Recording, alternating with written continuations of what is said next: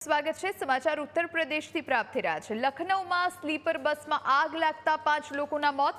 Sleeper બસમાં 60 લોકો સવાર હતા। બિહારથી દિલ્હી જતી વખતે આ દુર્ઘટના બની છે।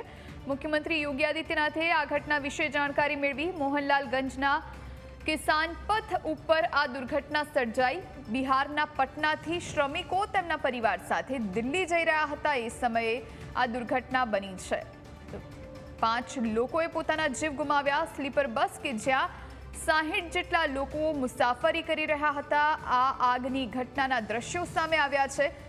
યુપીના સીએમ યોગી આદિત્યનાથ જેઓ પણ આ ઘટનાની જાણકારી પ્રાપ્ત કરી રહ્યા છે। શ્રમિકો ભરેલી આ બસ હતી, સ્લીપર બસ હતી અને જેમાં 60 લોકો હતા, જેમાંથી 5 લોકોના મોત નિપજ્યા છે।